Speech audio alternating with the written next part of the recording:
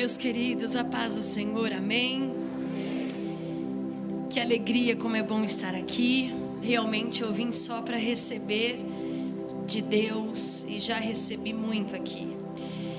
Eu quero louvar ao Senhor por esse privilégio de poder estar aqui nessa igreja tão especial, que não é somente conhecida na terra, mas principalmente no céu, pelos seus frutos, pela sua integridade. Eu quero bem dizer ao Senhor pela oportunidade de estar aqui com vocês. Hoje completou 5 dias que o Senhor recolheu a minha mãe, vinda de um processo de enfermidade, mas algumas pessoas, quando me viram celebrando, adorando, perguntaram ou se questionaram como é que ela consegue sorrir e se alegrar, se fazem apenas 5 dias que ela enterrou a sua mãe. Nós estávamos conversando ali atrás, falávamos sobre isso, porque quem tem a alegria da salvação sabe que o cristão ele vence em Cristo e que há uma eternidade de glória que está nos esperando nos céus. Então não tem como a minha alma não se alegrar na questão da minha mãe, ao saber que ela está nos braços do Senhor. E ela está em um lugar onde, como disse o nosso bispo, não há dor, não há enfermidade, não há problemas. Lá a glória do Senhor resplandece.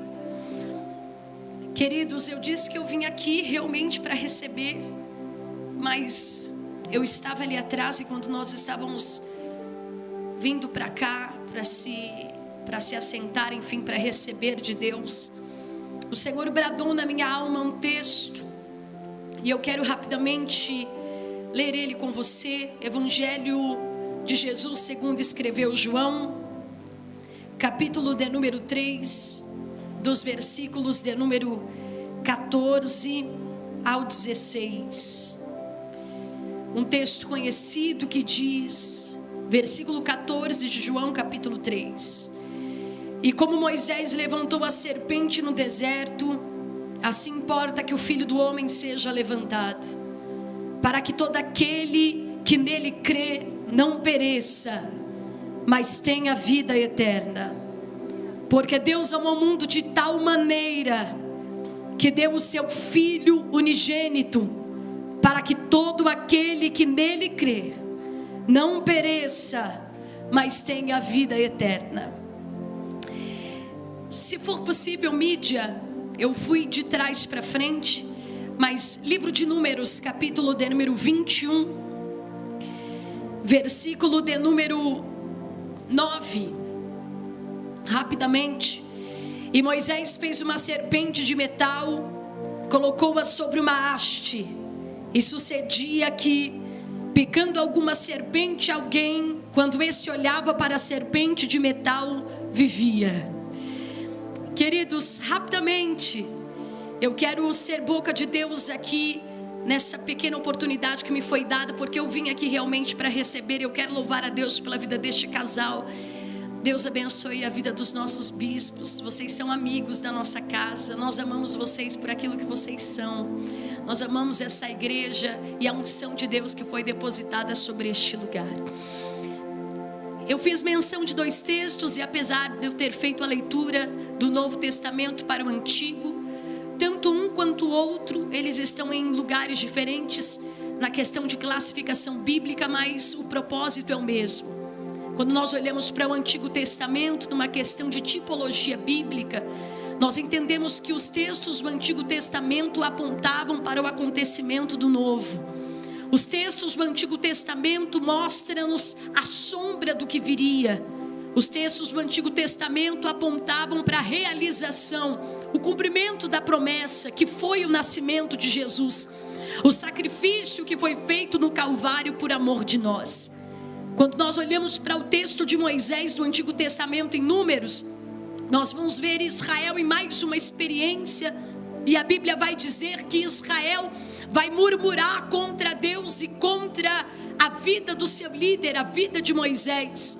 A Bíblia diz então que a ira do Senhor se acendeu e o Senhor mandou serpentes abrasadoras que picando o povo, muitos viam a óbito, muitos morriam.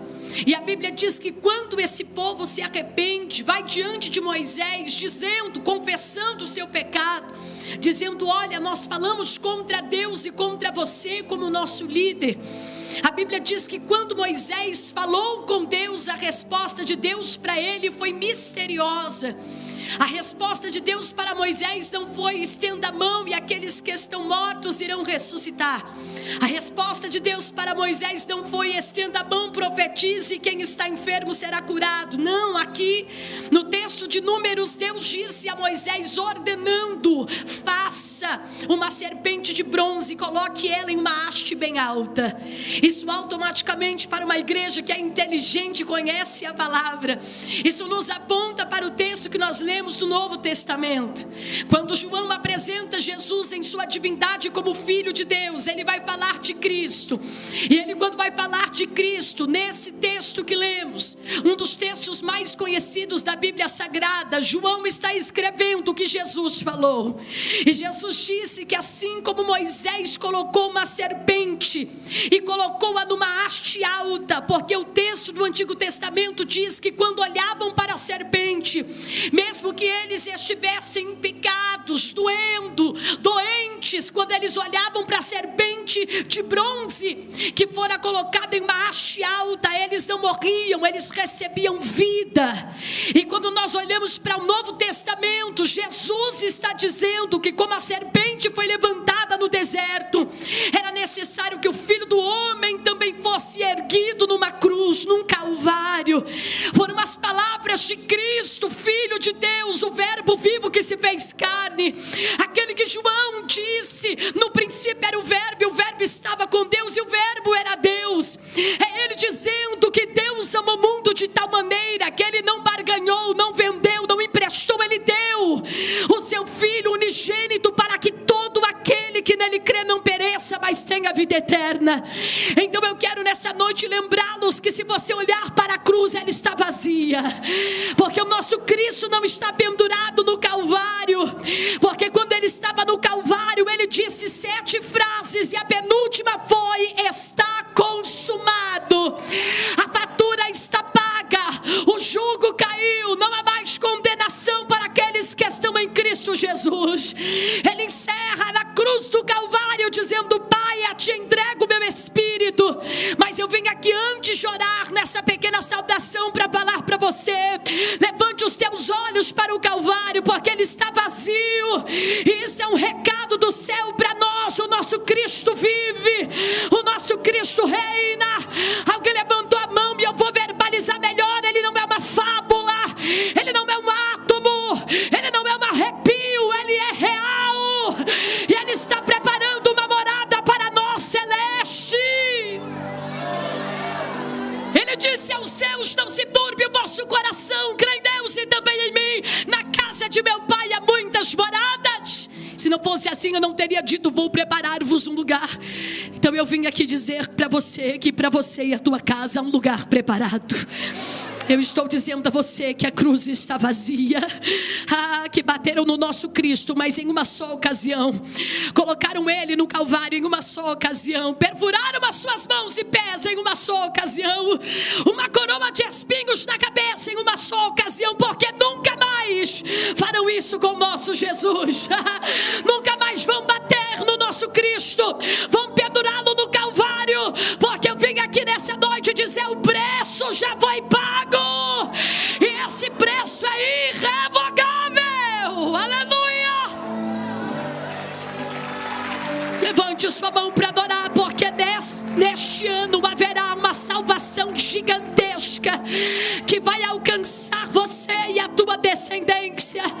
Você pode se colocar sobre os seus pés. Nós vamos orar por esses nomes, por essas pessoas que colocaram aqui nesse papelzinho o nome, a listinha da salvação. A glória, a listinha de salvação. Talvez nesse papel esteja o nome de um parente seu, conhecido seu, não importa quem seja. Eu vim dizer que o sangue de Jesus já alcançou esta vida, que não há condenação, não há mentira, pecado, não há doença, não há nada que possa nos afastar do amor puro que o nosso Senhor depositou sobre nós. Você pode estender as tuas mãos para cá. Senhor, nós clamamos ao teu nome, porque até na tristeza em ti encontramos alegria. Senhor, nós sabemos, Pai, que a tua alegria é a nossa força. A nossa oração são pelas pessoas, os pedidos colocados aqui, nomes de familiares, pais, mães, filhos.